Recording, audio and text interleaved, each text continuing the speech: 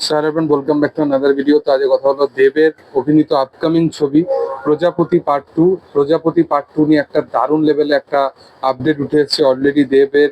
মানে এখন social media sensation বলতে পারো। এখন মানে দেব যেরকম তাকে একটা স্ট্রাকচারের মধ্যে আমরা দেখতে পাচ্ছি যেরকম কাইন্ড অফ, তো সেটা দেখার পর মনে হচ্ছে যে মানে এই মানুষটা কিরকম হার্ডওয়ার্কিং একটা মানুষ, এবং তাকে আপকামিং প্রজাপতি টুতেও একটু মানে ফ্রেশ ওয়েতেই দেখতে পাবো, যেরকম একটা পুরোনো দেবকে আমরা দেখতে পেতাম আর কি। তো প্রজাপতি টু ফাইনালি আসতে চলেছে, এবং তোমাদেরকে অলরেডি আমি আপডেট দিয়েছি যে এই সিনেমাটা পার্টিকুলারলি আগামী মাসেই এই সিনেমার শুটিং শুরু হয়ে যাবে। সিনেমার প্রথম স্কেডিউল হচ্ছে লন্ডনে, এবং সেকেন্ড যেটা স্কেডিউল সেটা হচ্ছে কলকাতায়। বাট টিমের তরফ থেকে আরেকটা কিন্তু গতকাল থেকে পোস্ট দেখা যায়, যেখানে তাদের টিমকে কিন্তু কাতারেতে দেখা যাচ্ছে। এবার বোঝা যাচ্ছে না তারা কোনো শুটিং এর দরুনই মানে কোনো রেকি করতে বা কোনো একটা কাইন্ড অফ জিনিসের জন্য তারা সেখানে গেছে, সেটা এখনো বোঝা যাচ্ছে না। বাট তোমাদেরকে বলে রাখি যে দেব অভিনীত এই ছবিতে অভিনেত্রী হিসাবে আমরা জ্যোতির্ময়ী কুণ্ডুকে দেখতে পাবো। এটা নিয়ে অলরেডি আপডেট আমি দিয়েছিলাম।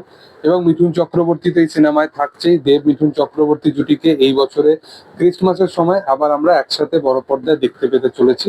এবং বলে রাখি যে এই সিনেমাটায় পার্টিকুলারলি আবার কিন্তু পুরনো বাংলা সিনেমার মতো অডিয়েন্স আবার একটা দারুণ লেভেলে এই সিনেমার গানকে আবার মানে নিজের মনে করে নেবে। কারণ একটা টাইম ছিল যখন এই জুটিটা যখন একসাথে বড় পর্দায় আসতো, তখন কিন্তু মানে বা তখনকার দিনে বাংলা সিনেমা মানেই যে এই মিউজিক ডিরেক্টর যদি সেই বাংলা সিনেমার যদি পার্ট হতো, তাহলে তার নামে সিনেমা চলতো। আজকের দিনে দাঁড়িয়ে অন্যান্য যে সমস্ত রিজনাল ল্যাঙ্গুয়েজের যে সমস্ত প্যান ইন্ডিয়া ফিল্মস আছে, প্রত্যেকটা জায়গায় দেখবে যে এই যে অনিরুদ্ধের এত নাম হয়েছে, এই যে আরো নানান রকম মিউজিক ডিরেক্টরদের নাম হয়েছে, তাদের নাম অনুযায়ী কিন্তু সিনেমার একটা হাইপ ক্রিয়েট হয়। এই জন্য অনিরুদ্ধকে দেখো আলাদা রকম ভাবে লোকেশ কিন্তু একটা বিল্ড আপ দেয়।